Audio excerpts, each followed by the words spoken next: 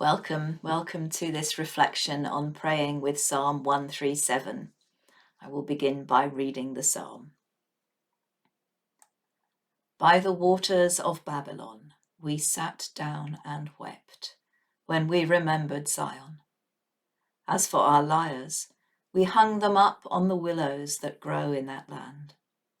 For there our captors asked for a song, our tormentors called for mirth. Sing us one of the songs of Zion. How shall we sing the Lord's song in a strange land? If I forget you, O Jerusalem, let my right hand forget its skill. Let my tongue cleave to the roof of my mouth if I do not remember you, if I set not Jerusalem above my highest joy. Remember, O Lord, against the people of Edom, the day of Jerusalem. How they said, down with it, even to the ground. O daughter of Babylon, doomed to destruction.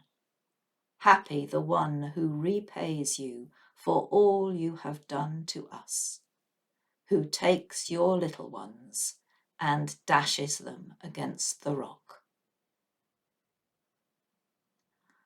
We're looking this week at Psalms of Lament. Psalms that cry out to God about the appalling circumstances that the psalmist finds themselves in. With most psalms, it's hard to know what the circumstances really were. We have to do some inspired guesswork. But with this psalm, we know it comes from the time in the 6th century BC, when the Babylonian Empire conquered Judah and many of the Jews were sent into captivity in Babylon. Another difference between this psalm and others we've looked at is that this is very clearly a prayer or a song of the whole community, not just one person. It's written in the first person plural. By the waters of Babylon, we sat down and wept. There are trees and water here, but there is no comfort to be found in them.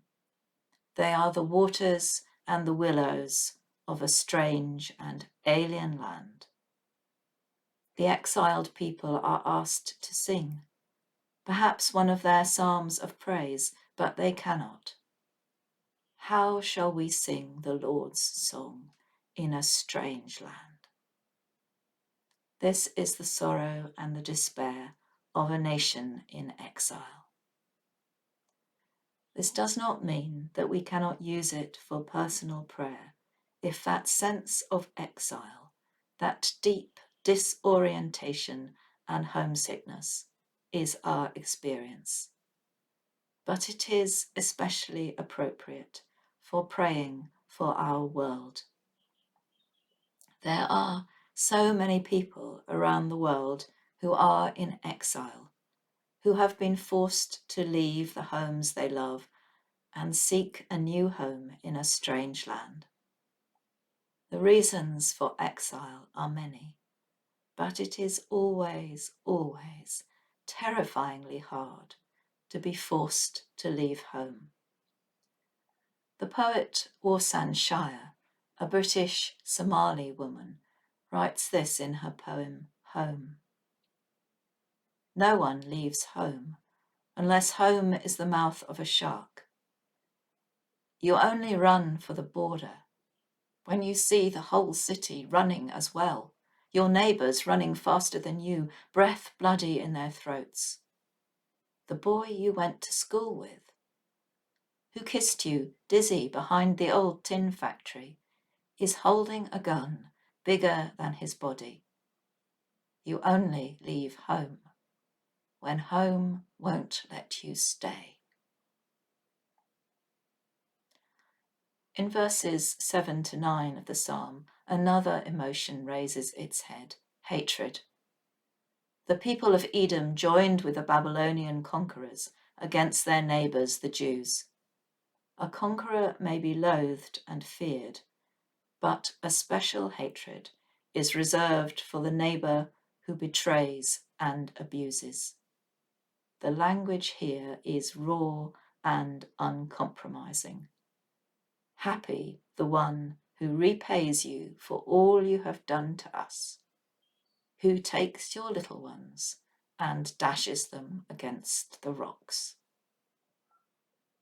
What are we to make of this wish, of this desire for violent revenge? Should we give it voice at all? Often these verses are omitted. But if we have never felt the same, it may be because our life so far has protected us.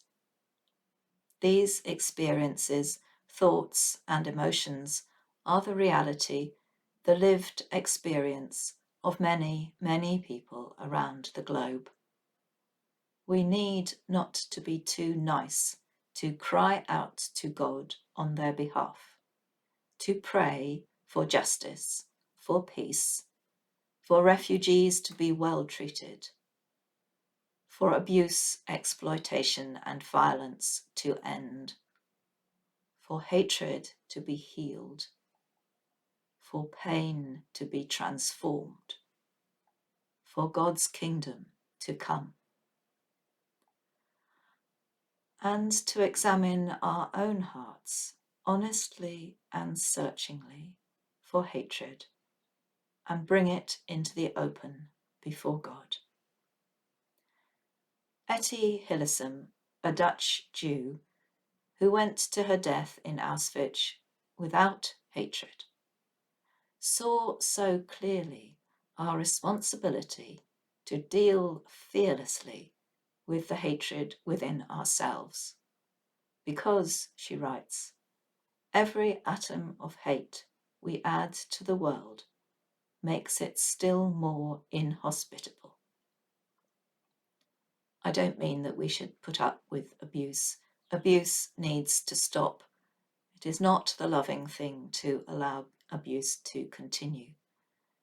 But we can ask God to guard our hearts from hatred.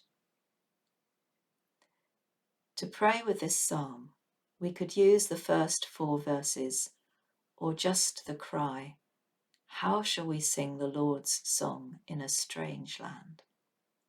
To pray for our own homesickness or sense of exile. We can pray this psalm in solidarity with the refugees and displaced people around the globe, all those who are caught up in conflict. We should also bring to God honestly our own fears, the fears that betray our prayers, which make us want to keep others at a distance, to hold on to what we have, and regard the displaced person with suspicion, and bring our own failures to love our enemies, those who wish us ill or who despise or disregard us, as Jesus taught us to do. We can ask for forgiveness and help to love better. Perhaps finish with the Lord's Prayer, for God's kingdom to come on earth and in our hearts. May the Lord bless you and keep you. May the Lord make his face to shine upon you and be gracious to you. May the Lord lift up the light of his countenance upon you and give you peace.